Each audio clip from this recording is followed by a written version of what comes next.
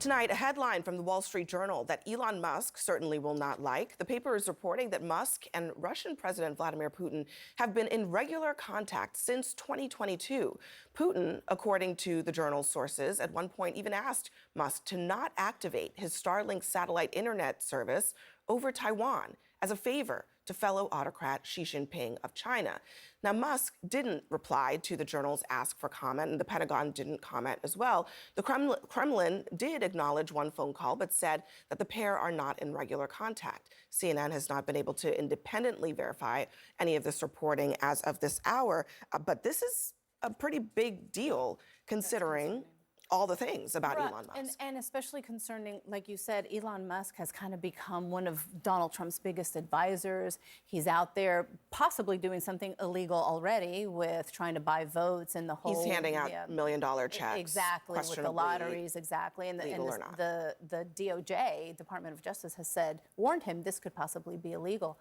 I think we don't know what the details are, right? The U.S. officials don't really know, but it's certainly not something that our national security officials are going to think that is a good thing. Yeah, I mean, let's take Trump and their relationship out of it for just a second.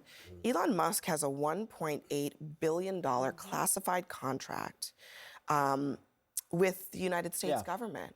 And it raises a lot of big questions about what are we doing here? I mean, are we just... We're working with the world's greatest No, but I'm just wondering, I mean, if you have, too much credit card debt, you can't get a security clearance. I mean, look, so he is the world's greatest. What are we doing I don't disagree with that. You know what? This is a nothing burger issue. But, well, I don't know about that.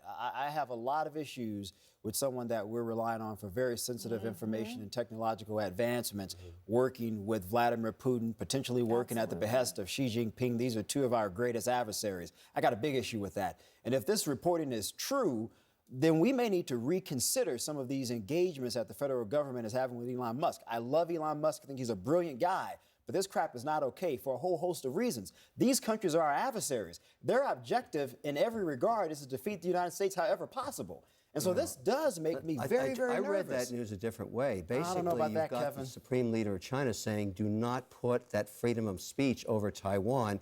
I forbid you to do it. They have no right to forbid that. Wait. This is an American Elon company, Musk, Kevin. just like he did over Ukraine, gave him the finger, said, I'm going to do whatever I want. I'm Elon Musk, and that's exactly what happened. I don't know that's not what, just to be clear. That's my interpretation. The reporting doesn't actually say what he did in response to that request. I'm speculating. So, I mean, you can speculate, but that's not what the reporting says. It said at the insistence of the Supreme Leader of China. He was asked to do it. It doesn't say whether or not he obviously couldn't do Starlink above it. The issue is also that, I mean, when you talk about Starlink, Elon has gone back and forth about whether he's going to provide Starlink to Ukraine. He started off trying to support Ukraine in this war, and then he pulled back at several really important junctures. It's working tonight. That is not speculation. That's proven. I know, but it's working tonight.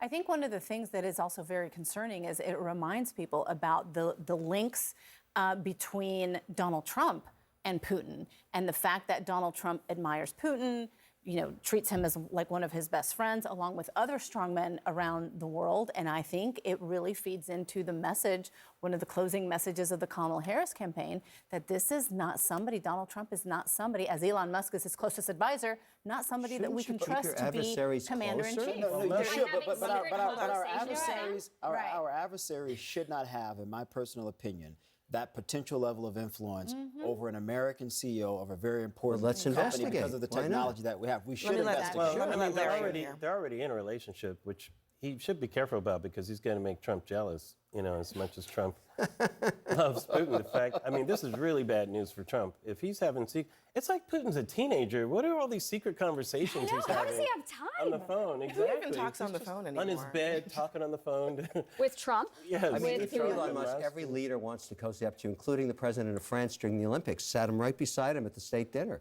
I mean, he's Elon Musk. He's Batman. Kevin, again, I get your point about where Elon Musk is because of everything he's created, everything he's led. Can you translate for China for me on that one? But if Vladimir Putin is calling me, I'm not answering Vladimir realize Putin's he phone makes cars call. in I'm China. not answering the phone call of Xi Jinping. I'm an American. My interest is Wait a about second. America He first. makes not cars Russia's in interest, China. not China's interest. No, he makes Teslas in China. do you But he acknow- also has federal, confident, top secret, But above top Kevin, secret do you acknowledge contracts. that I mean, come on, Putin Kevin. and Russia, right now and for some time, they're adversaries?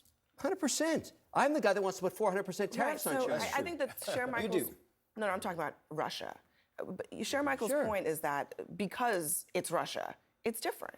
But you've all of a sudden made the assumption he's done something wrong. Well, no, that's not what I'm saying, Kevin. I'm simply saying I wouldn't even answer or take a call from the leaders of either of those two countries. Wait a second. I just would You're not. making cars in China, and the supreme leader calls you, and you're not going to take his call? We're talking about No, we're Putin. talking about different things here. You just said both okay, countries.